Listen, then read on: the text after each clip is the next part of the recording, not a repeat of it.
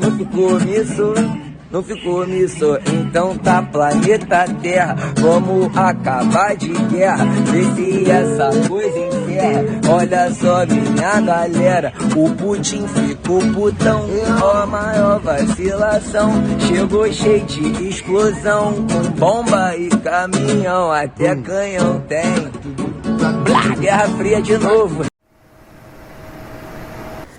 Bom, vamos lá para a quarta, né? Quarta jornada aqui do tempo que resta, comentando capítulo por capítulo.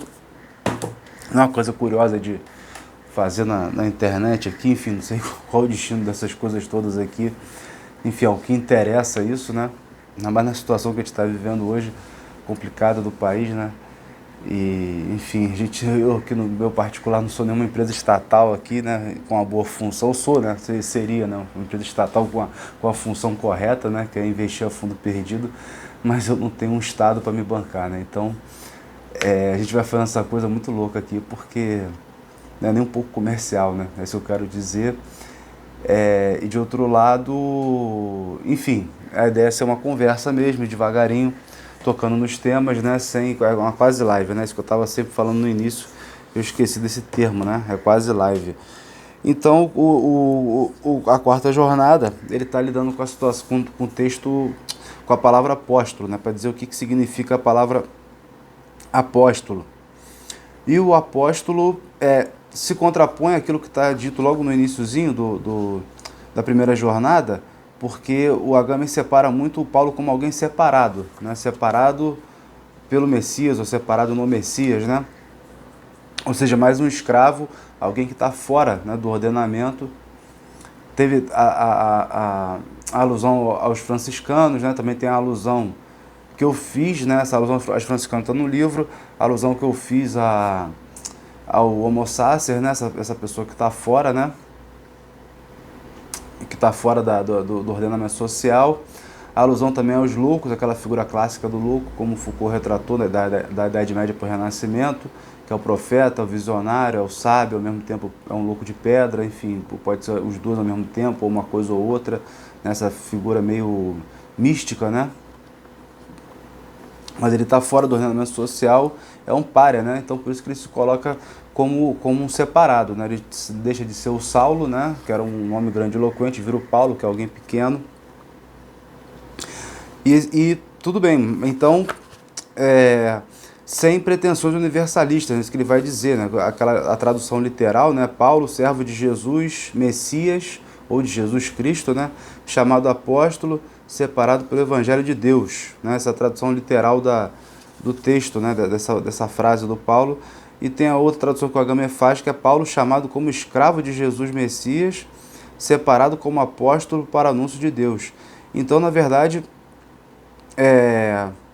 ele é separado como apóstolo, né? Ele não é chamado apóstolo. Esse apóstolo está junto com um ser separado. Acho que é isso que é importante reter, tá?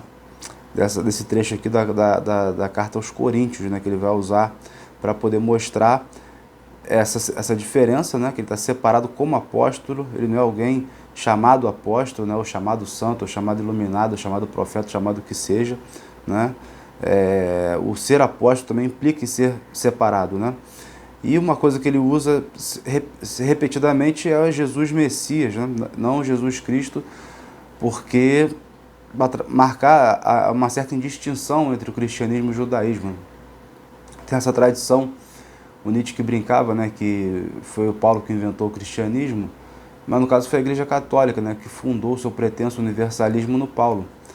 E o Agamben vai também numa polêmica com o Badiou, e quando ele vai começar a expor a noção dele de resto, a mostrar como Paulo não tem nada a ver com essa noção de universal, né? Na verdade, ele associa um corte de Apelles, né? O corte do corte. O Apelles é um pintor antigo, né? O Protógenes faz uma linha invisível, né? Uma linha tão bem feita, né? Que parece que ela não pode ser dividida. Aqueles pintores antigos, tipo aquela história do cara que pintou um cacho de uva tão perfeito que os passarinhos iam lá bicar e tal, achando que era uva de verdade, mas era pintura. E o Protógenes fez aquela linha perfeita que ninguém conseguiria dividir. chegou a Pérez e fez uma linha mais perfeita ainda e que dividiu no meio aquela. Então o Paulo, na verdade, está dividindo a divisão, né? E essa noção de separado, né? O separado como apóstolo, exatamente isso, ele está separado e como apóstolo ele está na separação da separação, né? Na divisão da divisão. Bom, originalmente o apóstolo uma figura jurídica, né? Que é o enviado de um homem, né? E que é como o próprio homem. No caso ali ele seria como, né? O Messias, né? Está sendo como enviado dele. Nas comunidades judaicas tem um pouco mais de um sentido religioso mais forte, né? Mais destacado. Mas isso é próprio ao direito romano também, essa noção da pessoa enviada, né? E também a noção que quando o Paulo usa o apóstolo, ele está querendo se separar do antigo profetismo, se colocar como fora do profeta, dos profetas ou da tradição dos profetas, porque ele não vai anunciar um reino que vem, né? Porque pro Paulo, né, na segunda leitura do Agamben, o tempo de agora, né, o tempo messiânico é o tempo de agora, né? Então ele não tem por que anunciar um depois, né? Se o Messias já veio e esse tempo do fim, né, mais do que o fim dos tempos, é o tempo que a gente vive, né? Então ele é um apóstolo nesse sentido também, que não precisa mais olhar e ver o futuro e mostrar como as coisas serão no futuro. Eu vou... tem uma citação do Agamben aqui sobre isso, eu não vou falar porque eu já praticamente resumi aqui, né?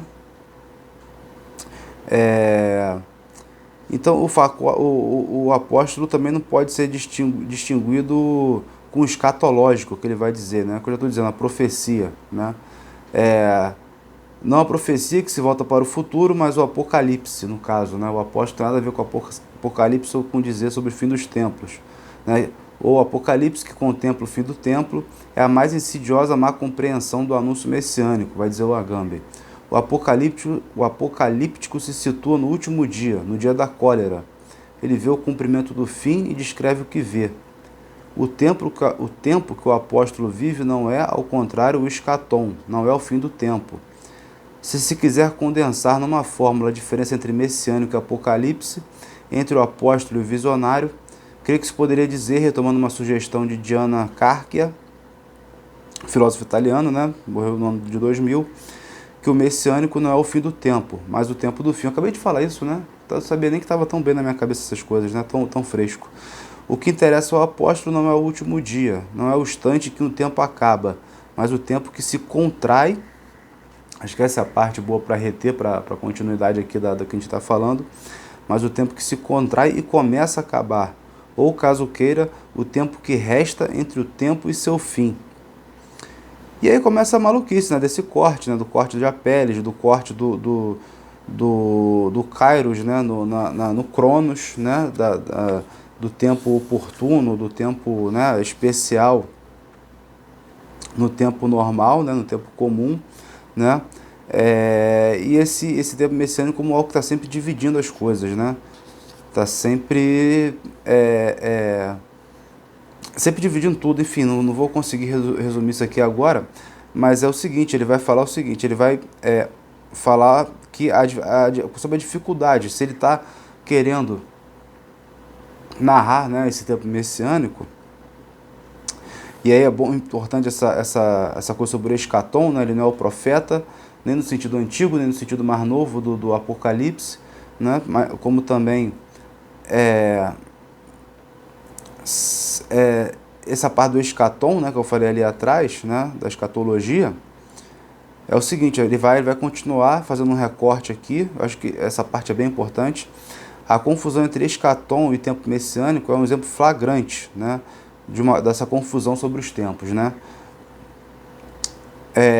Se nos representamos o tempo como uma linha reta e o seu fim como um instante pontual, obtém-se algo perfeitamente representável, né, se o tempo está exposto em linha reta, mas absolutamente impensável, né, porque o tempo nunca é em linha reta, né?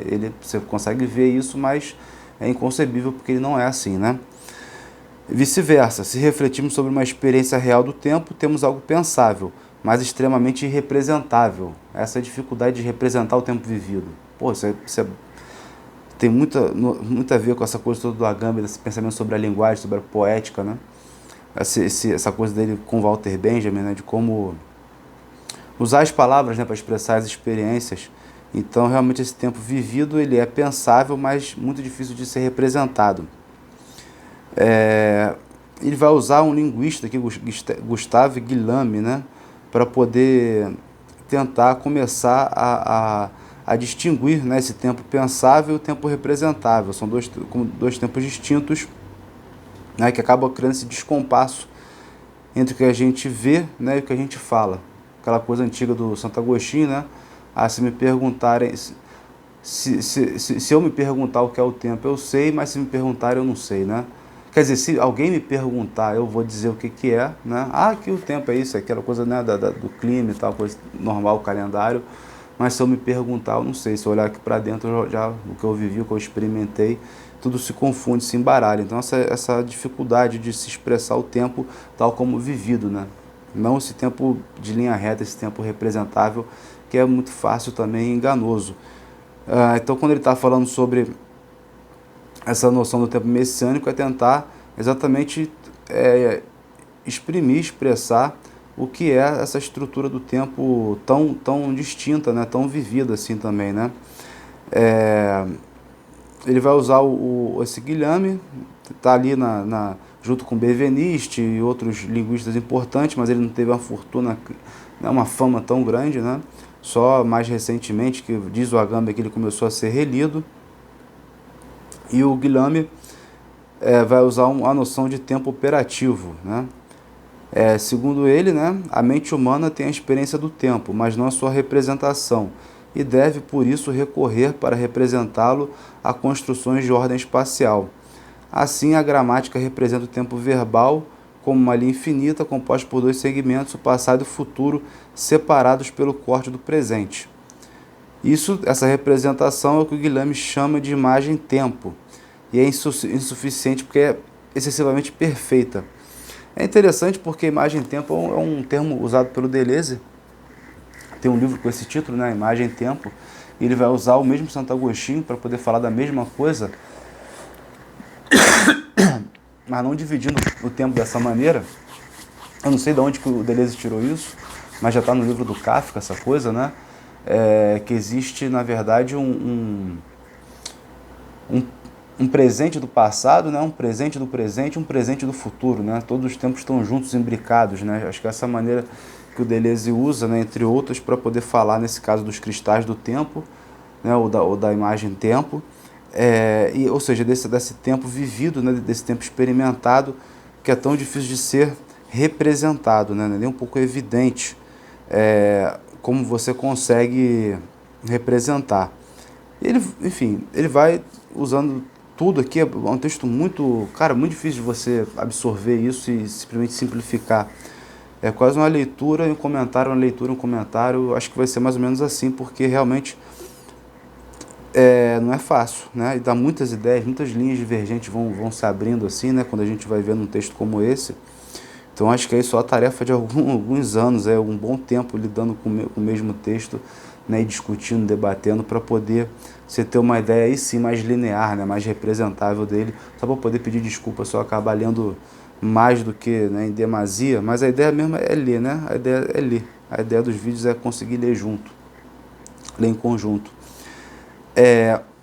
Então, ele concluindo aqui, de certa maneira, uma certa forma de concluir essa coisa que ele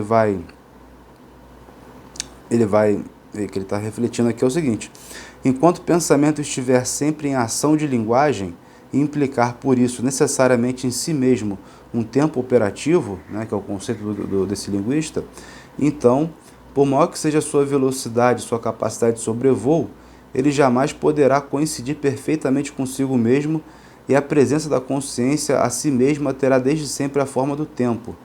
O que explica também, entre outras coisas, por que o pensamento do tempo e a representação do tempo nunca podem coincidir, para formar as palavras nas quais se exprime e nas quais se realiza certa imagem-tempo, o pensamento tem necessidade de um tempo operativo, que não pode ser representado, por sua vez, na representação que também de algum modo o implica. Então o tempo operativo, na verdade, é exatamente esse entretempo, né? Entre o tempo vivido e o tempo representado. É isso que o Guilherme está apontando e o Agami está colocando aqui na nossa cara, né? Então esse tempo operativo é um tempo que urge no tempo cronológico e trabalha e transforma a partir do interior, tempo do qual precisamos para fazer findar o tempo. Nesse sentido é o tempo que nos resta. Então, na verdade, nós não temos uma representação do fim do tempo, porque ainda estamos vivendo esse tempo do fim, né? Nós estaríamos nesse tempo operativo, né? Exatamente, tempo operativo, né? Que a partir dessa vivência a gente ainda não consegue exprimir, representar o que ele seria. E essa tarefa ousada aqui do Agami é de tentar de alguma maneira falar sobre esse tempo de agora, sobre o tempo que transcorre agora, desse tempo que seria irrepresentável, né? Ou um tempo suspenso, né? Enfim. Novamente, né, falando sobre o tempo operativo, precisamente porque se constrói nesse tempo operativo a clesis messiânica, ou seja, a clesis é o chamado, né, o chamado messiânico pode ter a forma do como não, da revocação incessante de toda vocação. Isso ele vai falando ele tem trechos aqui sobre o como não, eu também já comentei, né, mas a vocação é algo que tira você do tempo, né, te separa do tempo, você tem uma certa profissão, mas é como se não fosse, né? Aí o Paulo é escravo, mas é como se não fosse. E, enfim, infinitamente, né? Se você está no tempo messiânico, qualquer roupagem externa que você vive é como não. Ele vai contrapor ou como se e tal, fala uma série de coisas aí. Ele vai fazer uma crítica a Adorno muito interessante que eu fiz num vídeo curto, né?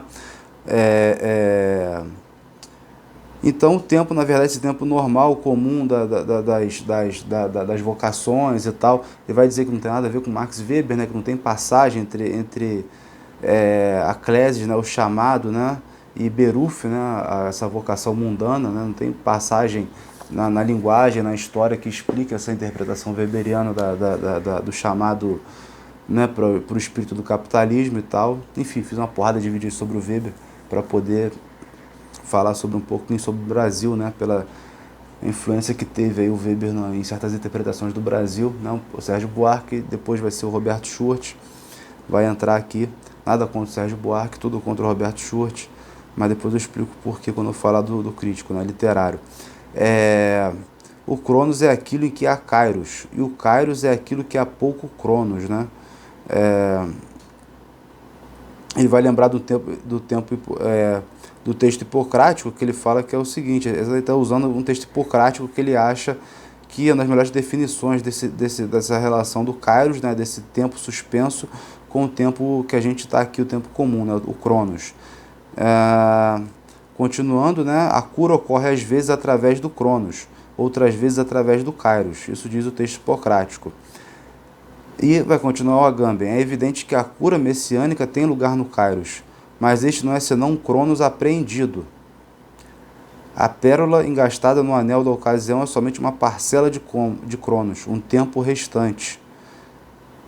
Daí a pertinência do apólogo rabínico, segundo o qual o mundo messiânico não é um outro mundo, mas é esse mesmo mundo profano com um pequeno deslocamento, uma ínfima diferença.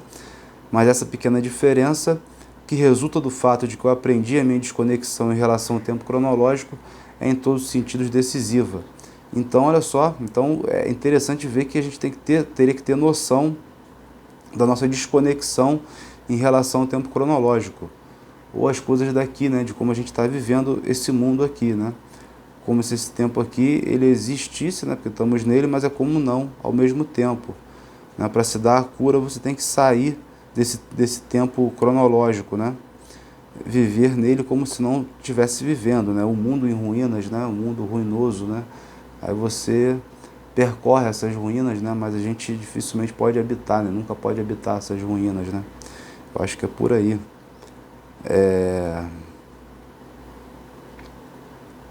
Então tem que olhar essa noção de diferença, né? Eu acho que é por aí, né? Aí dá para olhar, segundo o Paulo agora, aí sim, qual é a estrutura do tempo messiânico, dessa vivência, né, desse tempo, essa vivência messiânica, né, a olhar essa desconexão entre o tempo vivido, ou o tempo interno, ou seja, o tempo da busca, né, e o tempo do lado de fora, né, que é um outro tempo, uma outra temporalidade, né. Agora já citando o Scholem, né, que ele é amigo do Walter Benjamin, vai falar o seguinte: a antinomia messiânica define-se como uma vida vivida no diferimento, ou vendo sempre essa diferença, né, entre o dentro e o fora, enfim, entre a vocação e o chamado, enfim, entre uma série de situações, né, na qual nada pode ser levado a cabo. Assim chamada existência hebraica, ele escreve, é uma tensão que jamais encontra satisfação. O risco aqui, diz o Agamben, já comentando o Scholem, o risco aqui é uma dilação de algum modo implícita no próprio conceito de tempo de transição, que, como toda transição, tende a prolongar-se ao infinito e a tornar, assim, inapreensível aquele fim que ele deveria, ao contrário, produzir. É na perspectiva do tempo operativo que a decomposição paulina da presença encontra o seu verdadeiro sentido. Bom, vamos ver o que ele quer dizer a princípio com isso, né? Então, ou seja, você está sempre nesse entretempo, nesse tempo que não é um tempo, mas é um tempo transitório, mas se você prolongar essa noção de transitoriedade para sempre, você acaba perdendo a noção do tempo, porque a transição é para ser passageira, né? É para ser transitória, no caso. Então, isso acaba criando um grande problema, né? Então, na verdade, essa imagem tempo é em si mesma, né, inapreensível, né, e vazia, né, uma imagem vazia do tempo que não pode ser apreendida e tende a se diferir infinitamente. Isso aqui ele vai falar aqui, né, ou seja, realmente é próprio dessa noção de imagem tempo. Você está sempre estendendo ela para sempre e acaba nunca chegando, né, ao ponto que você deveria chegar, que você queria chegar, né? E ele vai usar a parousia, né, o tempo essa parousia, né, essa palavra, para poder aí sim tentar mudar o significado dessa distensão infinita das coisas, né? Diz o Agamben, parousia significa em grego simplesmente presença. Parousia, literalmente, estar ao lado, no presente. O ser está, por assim dizer, ao lado de si mesmo. Tal presença não indica nem um complemento que se acrescenta alguma coisa para torná-la completa, nem um suplemento que se acrescenta ulteriormente sem jamais chegar à conclusão. Essa noção de presença é interessante. O Agamben vai ter a própria leitura dele quando fala sobre a literatura, né? Fala sobre os sonetos, sobre o poema e tal, a poesia. Ele vai falar aqui no fim desse capítulo. Mas essa noção de presença eu acho muito importante, né? O texto do Gumbrecht sobre isso, né? A produção de presença, que é exatamente você transmitir esse estado quase físico, né, da presença, dessa vivência, de transmitir essa vivência. Então, não necessariamente você, só quando você pensa, que é como você tem que representar, você tem que colocar o início, meio e fim, então isso acaba se distendendo, né? Mas quando você, vamos dizer assim, sente, ou quando você experimenta, você está vivendo nesse tempo, né, nessa presença. O Gumbrecht vai usar isso para a literatura, né? A literatura como uma produção de presença, muito mais do que uma hermenêutica, como essa coisa da sensação de se sentir, né? Isso tem relação, claro, com Walter Benjamin, a noção de que a experiência adquire na modernidade ou no entreguerras. Tem noção também com as vanguardas artísticas, aquela coisa toda do sensacionalismo, não, sensacionismo, né, dos modernistas, né? O Fernando Pessoa participa disso de alguma maneira, o Edgar Allan Poe não, é o T.S. Eliot, né? Tá nesse conjunto aí, o Camus, né? A galera aí da vanguarda em língua inglesa, dessa coisa de você produzir muito mais um sentido, né, experimentado através do texto, da literatura, do que uma hermenêutica, uma interpretação, ou seja, algo com início, meio e fim, né? Mas você tem esse sentido nessa coisa que a princípio seria não representada, né? Porque ainda está sendo experimentada, que está dentro desse tempo operativo, ou seja, desse tempo entre dois tempos, né? Esse tempo em suspenso, vamos colocar assim. Então, continuando aqui, né? Ele está falando da parousia. Fiz um parágrafo aqui, um parêntese para poder lembrar do Gumbrecht. Paulo se serve do termo para designar a íntima estrutura unidual do evento messiânico, enquanto composto por dois tempos heterogêneos, um kairos e um cronos, um tempo operativo e um tempo representado, unido, mas não adicionáveis. A presença messiânica está ao lado de si mesma, porque, sem nunca coincidir com o instante cronológico e sem se acrescentar a ele, no entanto, apreende e leva a partir do interior ao seu acabamento.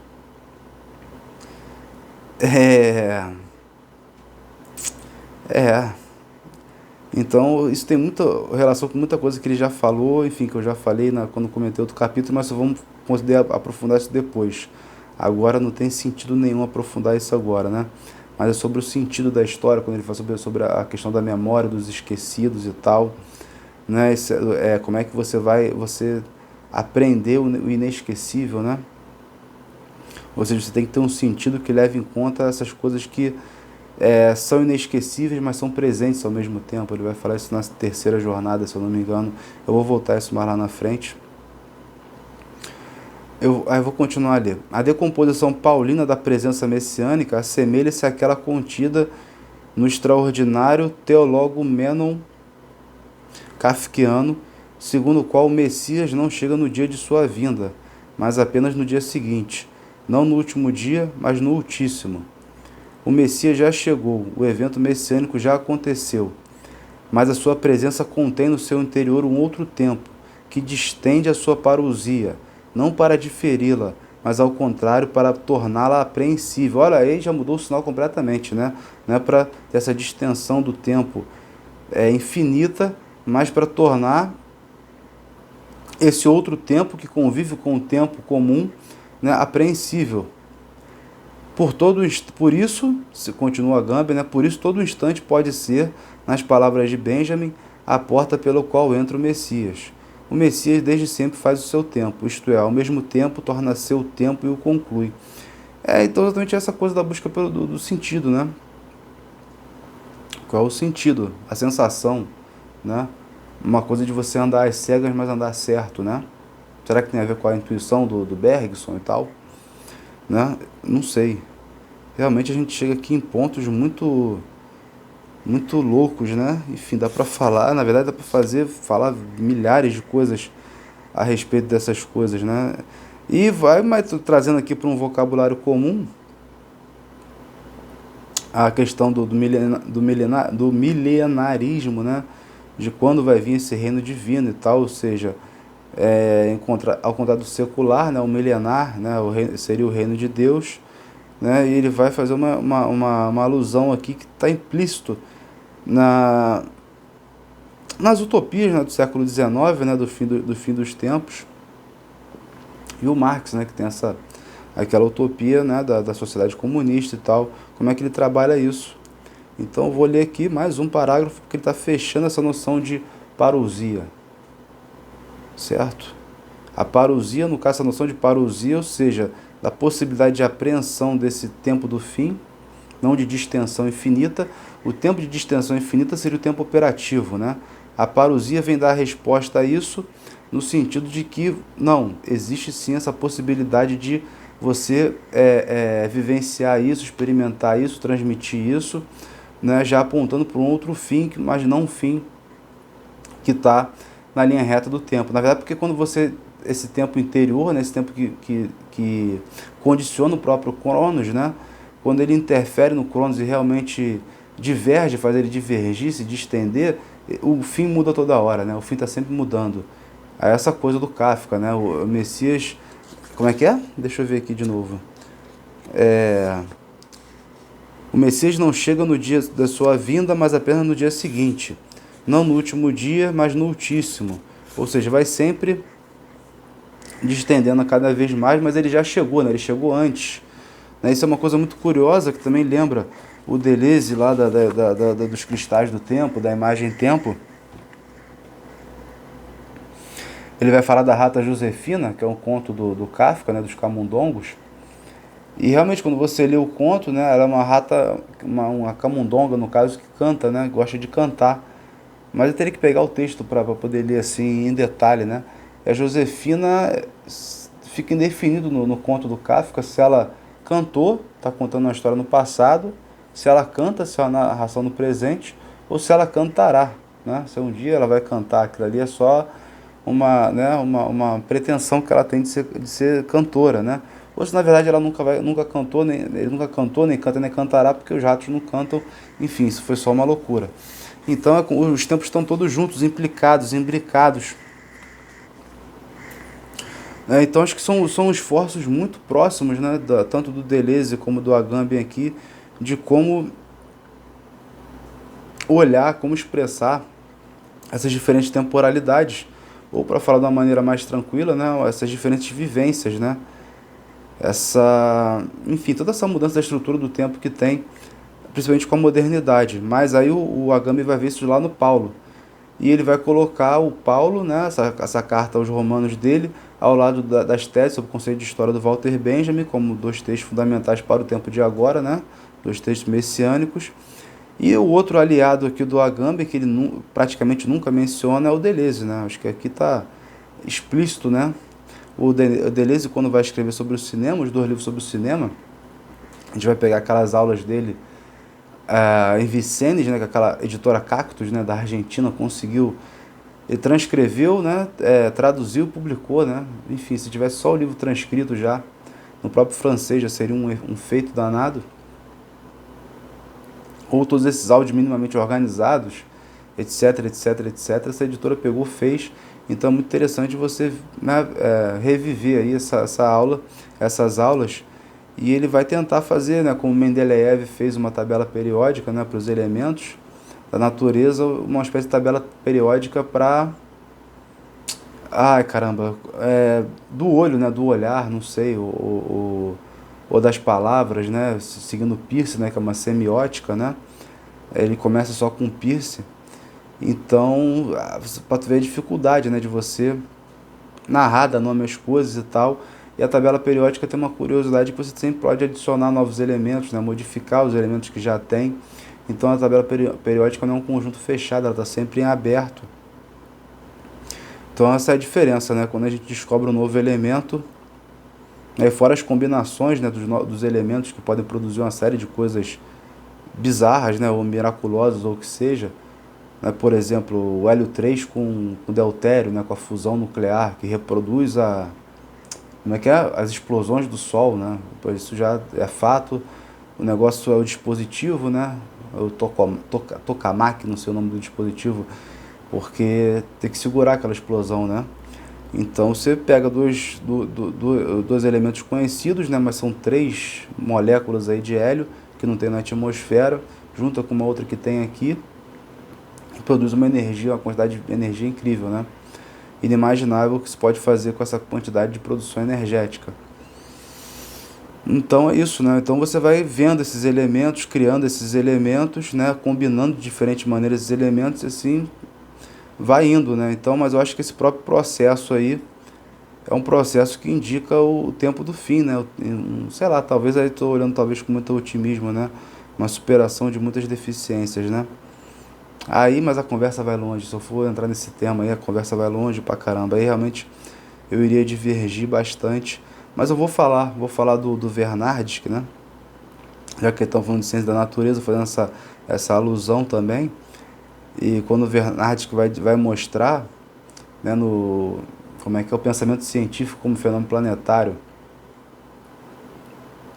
que a Terra, né, o ser humano chegou numa situação que pode habitar qualquer lugar do planeta, né, pode colonizar e habitar toda a Terra, ou seja, isso foi um incrível avanço da noosfera, e que pode trazer realmente uma situação de paz e de bem-estar jamais vista, ou seja, quando o homem chegou a esse ponto, ele está ali vendo a guerra, né, a Segunda Guerra Mundial, ou seja, quando tudo pode ser destruído também, né, ou seja, ele vai colocar tudo em termos de tempo geológico, né? Milhares, milhões, bilhões de anos aí de evolução da biosfera até a noosfera poderiam ser aniquilados pelo homem, e ao mesmo tempo você tem essa visão, essa entrevisão de um outro mundo, né? Ou de um mundo outro, né? O outro mundo seria em outro lugar, né? O mundo outro seria aqui mesmo. Então, exatamente quando você está trabalhando com essas operações difíceis aqui, tanto na ciência da natureza como aqui na linguagem, né, na filosofia, Você está provocando um avanço assim tão forte que realmente indica, né, esse outro mundo, né? Quando o Agami vai pegar e falar sobre a poesia, né, a força da linguagem como capaz de mudar, né, as coisas, né, mudar a vida, mudar o mundo, e de ser portadora desse sentido que eu estava falando, do sentido da vida, que faz a gente carregar as coisas, né, mesmo as coisas que se esquecem, elas são carregadas, né, porque ela tem um sentido que deixa o inesquecível sempre presente, ou seja, a presença do que não se vê, né, do que não está ali à mão na hora, né, mas está ali se precisar vai aparecer, né. Então, mais do que glorificar alguém, alguma coisa, é trazer esse sentido, né, essa presença de algo que não está no nosso consciente. Então, então a poesia ou a linguagem é o que traz esse poder, né, de resgatar esse sentido. Então, quando você está falando de coisas tão sofisticadas dessa forma assim, realmente aponta, né, para um outro mundo, né? Mas enfim, sabe-se lá quando, né? Então, então né, o apóstolo não é o cara que vai falar do fim dos tempos, né? Ele não é o profeta, nem o cara do Apocalipse, né? 2, esse tempo, né, entre o fim, né, e o tempo que a gente vive agora é um tempo operativo, né, o tempo pensado, que se pensa, que se experimenta, o tempo representado diferente, esse entretempo, né, essa passagem entre o tempo experimentado e o tempo representado é um tempo operativo, mas que tende a se distender infinitamente. A parousia, no caso, é o que acena a possibilidade de você poder, sim, né, aprender esse entretempo, né, ou esse aion, não, esse kairos, né, que determina o cronos, né, e que modifica, está sempre modificando o cronos, por isso que como está sempre modificação, né, nunca será na linha reta, né, que eu falei lá no comecinho, nunca será na linha reta, é difícil ver o fim dessa história toda. Então esse é o sentido da parousia, e eu vou botar aqui por uma discussão mais comum do milenarismo e tal, ou seja, quando vai chegar esse fim, como o Marx, né, traz isso de novo na filosofia dele, e o Agami vai se expressar dessa maneira.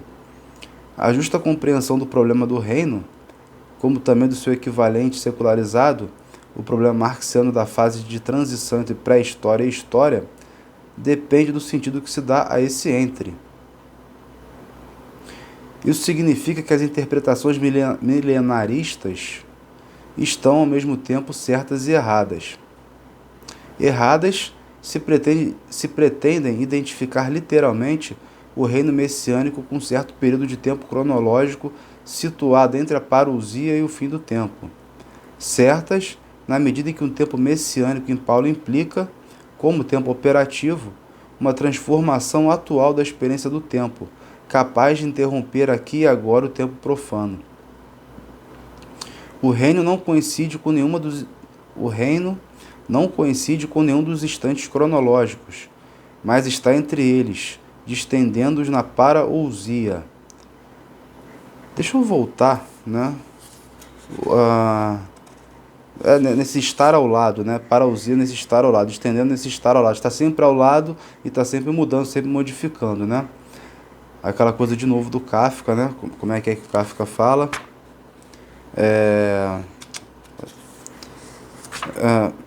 O Messias não chega no dia de sua vinda, mas apenas no dia seguinte ao dia da sua vinda, né?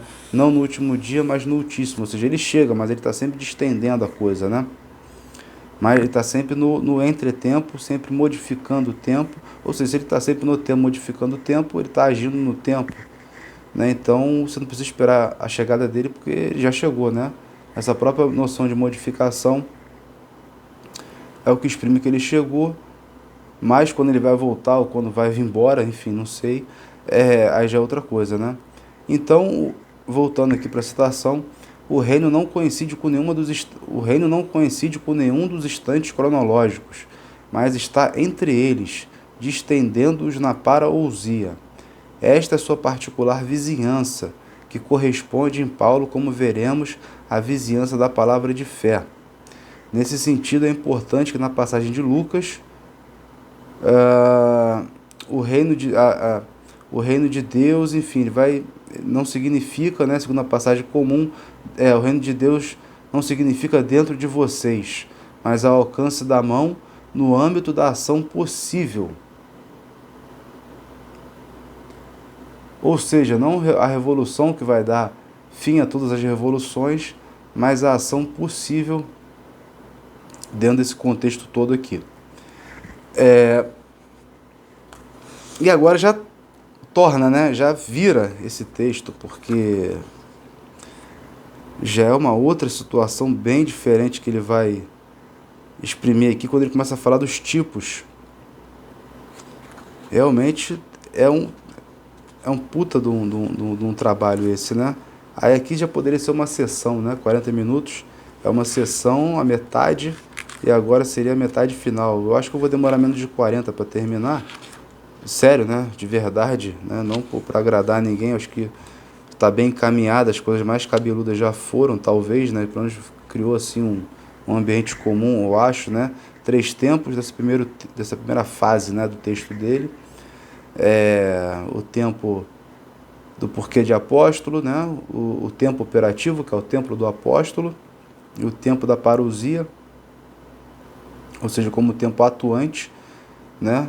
Visível, né? Talvez não palpável, né? Mas mais sentido do que visível no caso, e não o tempo que vai dar fim ao tempo, né? O próprio tempo, mas, né, a revolução que vai dar cabo de toda a revolução, mas algo que não está dentro da gente, né? Algo em abstrato, mas algo de uma ação, mas está próximo, né? Está ao lado, a parousia está ao lado da gente, né?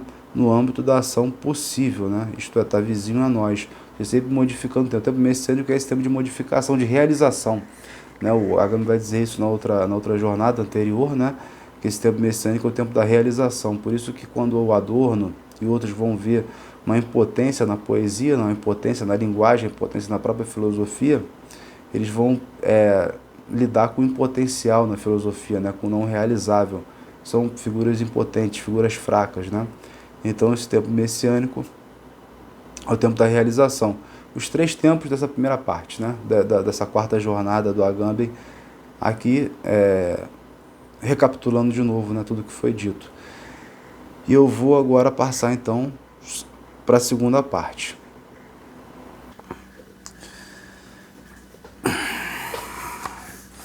Então essa segunda parte, ele vai começar a dar, realmente vai dar para ficar mais visível, né, o mais representável, essa coisa meio inapreensível aqui da primeira parte, né? Ele vai dizer que o Paulo define essa íntima relação do tempo messiânico com o tempo cronológico com 2 noções fundamentais, né? A primeira noção é a noção de tipo, né? Tipos, né? Com Y, também do grego, né? Que é figura ou prefiguração. Essa noção do tipo, né, tá na Idade Média. O Auerbach vai falar sobre isso, né? O Pasolini também fala sobre essa questão do figural, né? É uma coisa que é rica também literariamente, ou seja, estamos falando aqui do Paulo, de uma coisa meio religiosa, mas vê como isso, por vários motivos, né? Eu falei anteriormente também de outras coisas sobre a literatura, como é rico para o próprio estudo literário, né? O próprio estudo da literatura. Então, vou pegar um trechinho aqui dele, né? Para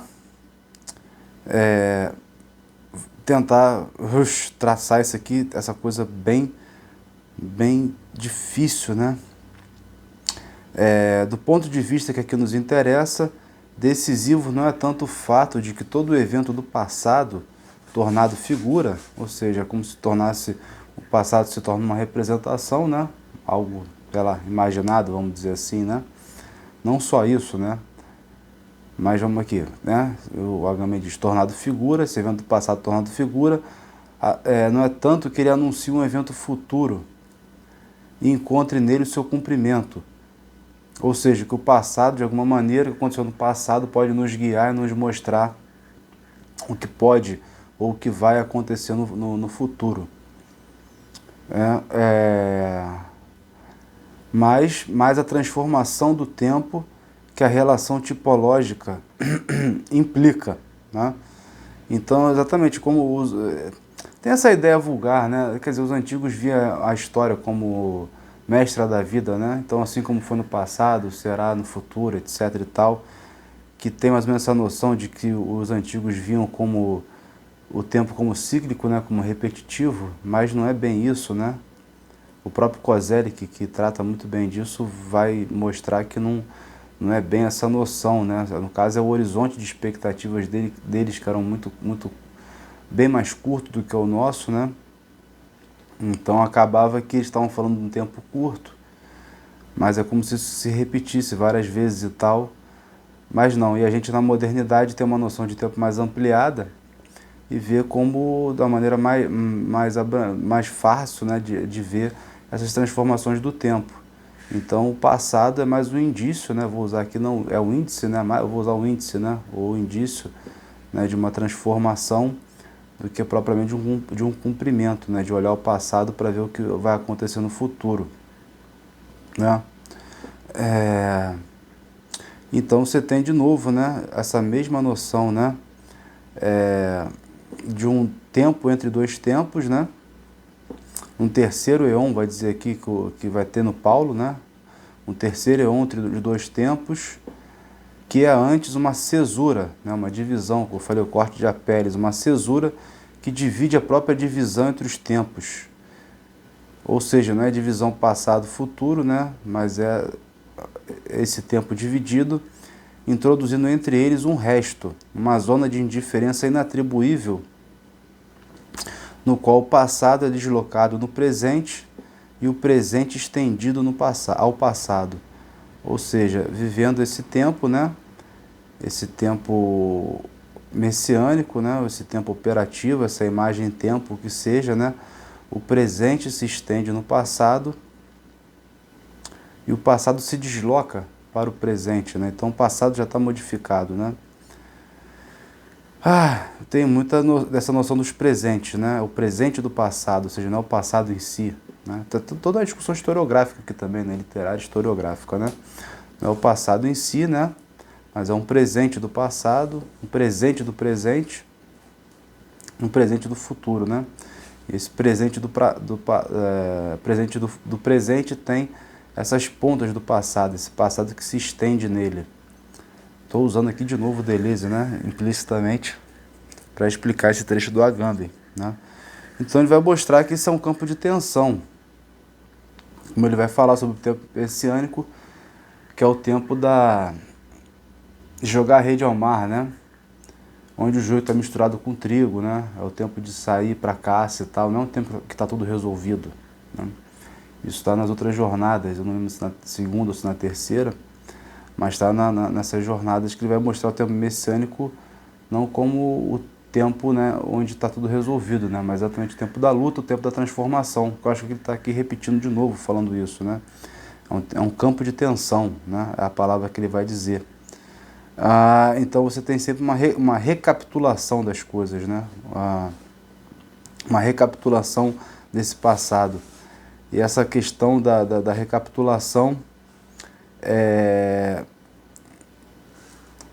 né, um texto do Paulo, né, que ele escreve: para a economia do pleroma dos tempos, todas as coisas se recapitulam no Messias, tanto as celestes quanto as terrenas. Isso aqui está no Efésios, né, 1:10. Diz o Agamben, né, que esse versículo é realmente carregado de significado até o ponto de explodir. Tão carregado que se pode dizer que alguns textos fundamentais da cultura ocidental, a doutrina da apocatástase em Orígenes e Leibniz, a da retomada em Kierkegaard e o eterno retorno em Nietzsche, a repetição em Heidegger, não são senão fragmentos resultantes da sua explosão.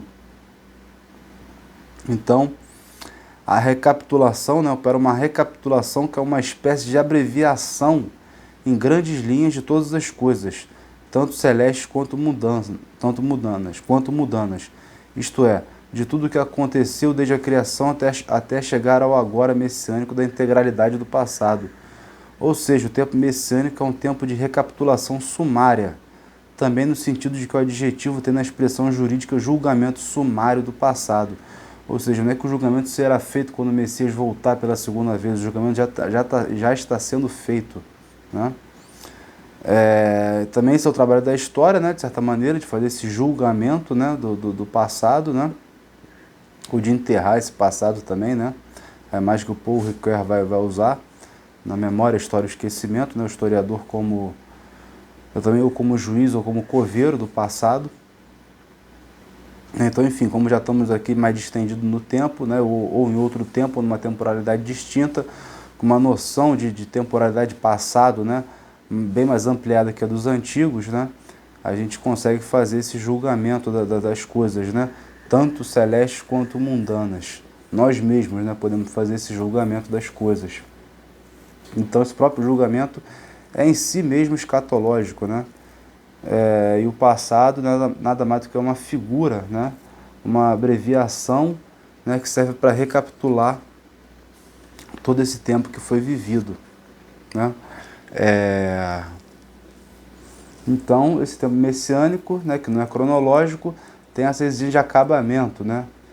De se colocar um fim, ou seja, já não é aquela extensão infinita que o Scholem vai ver, né, uma coisa que nunca acaba, né, quase uma angústia maluca, né, porque, enfim, esse tempo nunca chega, sempre se estende, se estende, se estende, não, pelo contrário, o tempo messiânico, ele exige o fim, exige o seu acabamento, exige a decisão, exige o julgamento, né, diz o Agamben, né, decisivo aqui é que o pleroma dos Kairoi seja entendido como a relação de cada instante com o Messias. Ele vai falar aqui, desculpa, numa língua que eu nem sei qual que é. Acho que é um alemão aqui, é grego e alemão ao mesmo tempo, e não tem tradução nenhuma, né? Mas esse viver a cada instante com o Messias, ou seja, decidindo, vendo e tal, como eu estava dizendo, não é, né, como o modelo do Hegel, que o Hegel deixará como herança para o marxismo, como resultado final de um processo, ou seja, depois de uma grande linha, né, chegamos aqui nesse ponto, né? Como Tikhon havia intuído no capítulo da recapitulação, nas suas regras, cada tempo é o agora messiânico. E o messiânico não é o fim cronológico do tempo, mas o presente como exigência de acabamento, como aquilo que se põe a título de fim, mas não necessariamente é o fim mesmo, né? Então o próprio julgamento é um julgamento das coisas, mas não é o julgamento do julgamento, né? Nesse sentido, continua Agamben, a recapitulação não é senão a outra face da relação tipológica que o kairos messiânico está entre o presente e o passado. Que não se trate apenas de uma prefiguração, mas de uma constelação. E que isso tem a ver com Benjamin, da constelação, né? Você criar essa constelação, né? A partir de citações, a partir de junções e de montagens de coisas do passado, e quase de uma unidade entre os dois tempos, ou seja, você criando, né, nessa tessitura aí das coisas, uma quase unidade entre os tempos distintos. Nisso, né, está implícito na ideia de que todo o passado está, por assim dizer, contido sumariamente no presente, de tal modo que a pretensão de um resto de se colocar como tudo encontra aqui um fundamento ulterior. Acontece aqui, olha só como é diferente da noção hegeliana, né? Que chegamos aqui e aqui é o fim, né? Acontece aqui como uma visão panorâmica que se diz que os moribundos têm da própria vida. Ou seja, aquela noção de quando tem a quase morte, né? Que a pessoa volta no momento de quase morte e ela recapitula toda a vida dela nesse momento de quase morte. Ou seja, a visão panorâmica que se diz que os moribundos têm da própria vida, em que num instante vem desfilar diante dos seus olhos, numa vertiginosa abreviação, toda a sua existência. Como nesse caso, também na recapitulação messiânica está em questão algo como uma memória, mas se trata de uma memória especial, que tem a ver unicamente com a economia da salvação. Mas não se pode dizer isso de toda a memória? A memória aparece aqui como uma propedêutica e uma antecipação da salvação. E assim como somente, ou seja, a memória é algo auxiliar, né? Ela também está ao lado, né? Ela também não é um fim em si. E assim como somente na lembrança o passado, libertando-se da remota estranheza do vivido, torna-se pela primeira vez o meu passado, do mesmo modo, na economia da plenitude dos tempos, os homens se apropriam da sua história. E aquilo que em outro tempo tinha acontecido com os judeus é reconhecido como figura e realidade da comunidade messiânica. E assim como, na lembrança, o passado se torna novamente de algum modo possível, o que era acabado torna-se inacabado e o inacabado acabado. Olha que interessante, né? Então o passado como algo sempre em aberto, né? Está acabado, mas ele pode voltar, né, a acontecer. Isso é o próprio princípio da esperança, né? Das coisas que se perdem, né?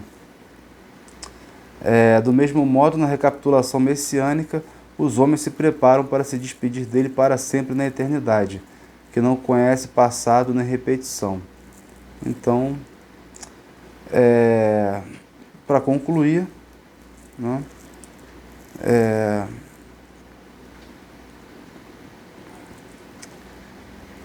por isso a representação comum que vê o tempo messiânico como orientado unicamente para o futuro é falsa. Estamos habituados a nos ouvir repetindo que no momento da salvação é para o futuro e para o eterno que precisamos olhar. Recapitulação. Anakefalaita é grego. Significa para Paulo, recapitulação significa para Paulo, ao contrário, uma contração de passado e presente, que na instância decisiva é antes de tudo com o passado que devemos acertar as contas. Isso não significa, obviamente, apego ou nostalgia. Ao contrário, a recapitulação do passado é também um julgamento sumário pronunciado sobre ele, ou seja, a necessidade sim de julgar, né? Ou de passar, né? Ou passar, superar, viver, né? Ou reviver. Tudo isso, né? Ele vai usar aqui um trecho do Paulo para ilustrar isso, né? Não que eu já tenha aprendido ou esteja acabado, mas procuro aprender, enquanto fui aprendido pelo Messias. Então esse tempo operativo opera no Paulo, né? Que busca nessa coisa que o determina aprender esse tempo que ele vive, né? Essa recapitulação. E aí ele vai usar a poesia aqui, exatamente a sextina, né? O soneto e tal. Vai buscar aqui uma... é o Arnaud. É um poeta medieval aí, pega né, italiano e tal. Usa os versos dele. Enfim, ele vai mostrar lá todos os versos. Vou resumir bem resumido, que é o seguinte. O que mostra a estrutura do tempo, né, nesses versos, né? O jogo alternado das palavras rima, de modo que cada uma delas retome e relembre uma outra palavra rima, ou melhor, a si mesmo como outra, ou seja, a palavra que vem em seguida, né, relembra a antiga como uma outra. Exatamente esse jogo entre passado e presente, né? E, ao mesmo tempo, anuncia sua própria repetição nas estrofes seguintes. Através desse complicado vai e vem, voltado ao mesmo tempo para frente e para trás, a sequência cronológica do tempo homogêneo linear se transforma completamente para compor-se em constelações rítmicas, que estão elas mesmas em movimento. Não há aqui, no entanto, um outro tempo. Acho que esse é o importante, né? Um outro tempo, que chegando não se sabe de onde, substitui o tempo cronológico. Ou seja, esse tempo messiânico, essa atuação messiânica no tempo, não é algo do além, né? É algo imanente, não é um outro tempo, mas é esse próprio tempo de agora, o próprio tempo ao lado do que a gente chama de tempo de agora, ou seja, do tempo cronológico. Ele é imanente, né? Ele não é transcendente, ele não é metafísico. Ele é, né, ao contrário, né, do tempo cronológico ou de um tempo metafísico, é esse mesmo tempo cronológico que, através das suas mais ou menos recônditas pulsações internas, se organiza para dar lugar ao tempo do poema. Até que, precisamente no momento do fim, quando o movimento retrógrado cruzado, né, se concluiu e o poema parece condenado a se repetir, a tornada retoma e recapitula as palavras rima em uma nova sequência, que exibe ao mesmo tempo a sua singularidade e sua secreta conexão. Creio que agora vocês terão perfeitamente compreendido em que sentido propus a vocês a sextina como modelo e miniatura do tempo messiânico. A sextina, nesse sentido, todo poema é uma máquina soteriológica que, através da sofisticada mecanê dos anúncios e das retomadas das palavras-rimas, que correspondem às relações tipológicas entre passado e presente, transforma o tempo cronológico em tempo messiânico. E assim como este não é um outro tempo em relação ao tempo cronológico e à eternidade, mas é a transformação que o tempo sofre colocando-se como resto, do mesmo modo o tempo da sextina é a metamorfose que o tempo sofre enquanto tempo do fim, enquanto tempo que o poema leva para findar. Então, o próprio, né, desse tempo messiânico, vamos falar aqui já, né, de um sentido messiânico da existência, né, de viver nessa estrutura do tempo messiânica, é transformar o Cronos, né, num Kairos, né, é fazer essa transformação, ou seja, mais do que ver, ou seja, representar o tempo, principalmente como tempo em linha reta, é estar nesse ritmo do tempo, né, dentro desse ritmo do tempo. Acho que isso é a saúde, né, a cura, quando ele está olhando ali para o texto socrático, ou a realização na filosofia, a linguagem, a poesia, como algo capaz de levar à realização. Né? Ou seja, estar nesse tempo, nesse ritmo, é muito mais o ritmo das coisas, que eu falei da intuição, o tal do Bergson, tudo mais, né, o que acontece entre as notas, né, nessa transição, né, diz os músicos aí, que o importante é o que acontece entre as notas, entre uma nota e outra, é você ter esse ritmo, né, você está dentro desse tempo transformador. Né? Acho que num resumo é isso. Vai falar um tanto sobre a Sextina, bababá. Falar sobre o Santo Agostinho também, falando sobre esse fim dos tempos e tal. E o Paulo, como é que a prosa, né, vira poema, né, e como é que a prosa deu lugar à rima, né, que é uma coisa meio misteriosa. Ele vai comentar tudo isso aqui no fim, né? E então ele vai transformar a prosa do Paulo em poema, né, vai organizar em versos, né, alguns versículos do Paulo, mostrar como se encaixa nessa situação de ritmo, né, ritmada do poema.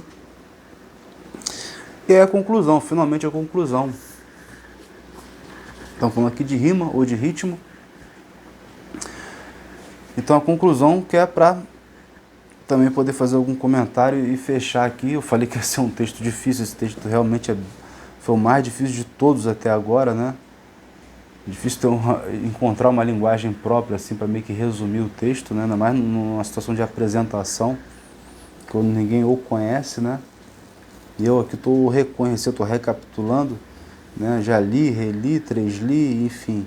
Agora estou olhando de novo aqui de uma outra forma, né? Expondo. Então é difícil, né? Para quem está vendo pela primeira vez, realmente não é uma coisa muito fácil, né? Então, mas esse ritmo, esse sentido, né? Acho que acompanhando essas jornadas aí,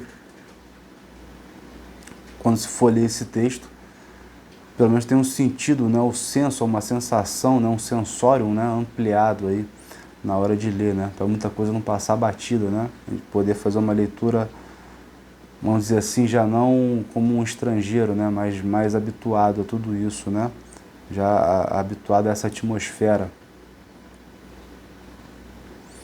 dessas palavras aqui tão difíceis, né. Eu falei numa chamada para um texto, para um vídeo desse, que era uma beleza exigente, né, extremamente exigente. Realmente esses textos deles são muito bonitos e muito exigentes, né, exigem muito da gente. Então, muitas vezes fica mais ao que você quis dizer, né? Eu tentei resumir de algumas maneiras aqui, depois vou até pensar como resumir isso, né, de uma forma bem pequenininha, e que vai explicar muito pouco, né? Na verdade, para poder pegar cada parte, tem que ficar voltando, sempre recapitulando, né? Acho que o sentido é esse, sempre estar recapitulando de alguma maneira e andando para frente, né? Recapitulando e andando para frente. Se fosse para resumir de uma forma muito brutal, o ritmo, né, do tempo messiânico, né, seria isso. Mas vamos lá, para o último parágrafo, porque ele já muda, né, aí ele vai botar uma quebra aqui. A rima, esta é a hipótese com a qual gostaria de concluir a nossa exegese do tempo messiânico, entendida em sentido amplo, como articulação da diferença entre série semiótica e série semântica, é a herança messiânica que Paulo deixa como herança para a poesia moderna, e a história e o destino da rima coincidem na poesia com a história e com o destino do anúncio messiânico. Em que medida isso deve ser entendido literalmente? Isto é, em que sentido não se trata aqui simplesmente de uma secularização, mas de um verdadeiro e próprio legado teológico que a poesia assume sem benefício de inventário? Um único exemplo prova para além de toda dúvida. Quando Hölderlin, nos limiares do novo século, elabora sua doutrina da despedida dos deuses, em particular do último Deus, o Cristo, então, no ponto em que assume essa nova ateologia, a forma métrica da sua lírica se rompe até perder, nos últimos hinos, toda a identidade reconhecível. O afastamento dos deuses anda de mãos dadas com o desaparecimento da forma métrica fechada. A ateologia é imediatamente a prosódia. A prosodia, né? Acho que não tem acento mesmo. A teologia é imediatamente a prosodia. A prosodia... Putz, eu esqueci qual o significado. Deixa eu buscar. Aqui. Eita, vai caindo tudo. Vou buscar aqui qual o significado dessa a prosodia. Tem uma a prosodia. Vamos lá. Sim. Aqui. O distúrbio médico, né, da fala, provocado por problemas neurológicos e que o indivíduo não consegue reproduzir suas variações normais de tom, ênfase, ritmo, etc. Ou seja, o Paulo inaugura, né, assim, de alguma maneira ele está ali no início do tempo messiânico, e quando esse tempo messiânico vai se tornando mais complexo, mais duro, mais carregado, né, mais abreviado até, porque as coisas vão acontecendo cada vez de uma forma mais rápida, acaba provocando esse fenômeno de a prosodia, né, de você não conseguir dar conta de falar sobre o tempo que se vive, né? Então tem um caso trágico do Hölderlin, ou tem um caso que não é trágico, né? Um caso de baixa potência, né? Um caso ruim, né? Um caso, uma paixão, né? Má, vamos falar assim como o Spinoza fala, como é que é, não é uma boa paixão, né? Uma paixão triste. Do Adorno, né? Com a poesia, com a linguagem, com a filosofia, né? Que ela simplesmente ele nega, né? Ele mantém a linguagem, né? Continua, fala concatenadamente, logicamente e tal, sem essa loucura do Hölderlin, sem se perder as palavras, mas também desloca, né? Ou seja, desiste, né? Não acho que isso aí seja fundamental para mudar as coisas. Tem um videozinho curto que eu explico isso, ou pega outro vídeo de 1h20 que eu explico com mais detalhes nessa questão do Adorno, que é um pouco complicada. Então você tem a negação deliberada, né, que seria na dialética negativa, e você tem essa tentativa louca de buscar o sentido, de achar o sentido que leva a pessoa a ficar sem a palavra, né, sem as palavras. Isso retoma também aquela coisa que é dito na Infância e História, né? Eu lembrei bastante da Infância e História quando eu estava lendo isso, né? Ele fala também das experiências de quase morte, né? Da dificuldade, né? Do século XX, ele falando do Rilke, ele no caso, de como você expressar, né? O inexperienciável, né? O que seria inexperienciável. As tragédias, as catástrofes, tudo, né? Tudo se torna banal e ao mesmo tempo se torna muito intenso, né? Porque vão se sucedendo essas coisas que seriam excepcionais. Tá, até a ligação com o estado de exceção, que seria a regra, né? Esse tema antigo aí do Agamben, né? As coisas excepcionais acontecendo a todo momento, então você tem um olhar de indiferença, um olhar angustiado também, que não sabe, né, dar sentido a isso, né? E essa potência da filosofia, potência da poesia, potência da linguagem, em dar sentido a isso, né? Colocar isso no ritmo certo, no ritmo correto, né, encaminhar dentro do tempo de agora, né? Não sair do tempo, não estar fora do tempo, né? Mas não do tempo cronológico, mas do ritmo dos tempos em que se vive, do tempo de agora. É isso, tá? É um texto difícil mesmo. Não tem muito nem como fazer um PowerPoint aqui, pessoal que gosta, ou resume assim, assado, não, essa coisa em aberto mesmo. E espero ter passado um pouquinho, pelo menos, da atmosfera aí, da presença desse texto, né? E realmente é difícil, tá? E é bonito, né? Não é difícil igual um Kant, né? Um Heidegger, né? Ou um Aristóteles, será? Eles são chatos, né? São difíceis porque são chatos. Eles são chatos de ler, né? Esse cara não, esse cara é muito exigente, né? Faz umas coisas muito bonitas, né? O Agamben. E você tem que estar à altura, né? Então é bem difícil, né? Eu fico mais pensando nas pessoas, assim, na compreensão, ainda mais que me acompanham até agora, né? Guerreiros aí, heróis, buscando sentido, né? Até o fim. É isso, espero ter ajudado, né? E quando vocês mesmo fizerem a leitura do texto, ou quem já fez, enfim, está relembrando, ou enfim, o que vai ler ou vai reler, que todas essas discussões, essa atmosfera, né? Essa coisa possa, né, ajudar, né? A dar palavra às coisas, né? É isso. Um abraço.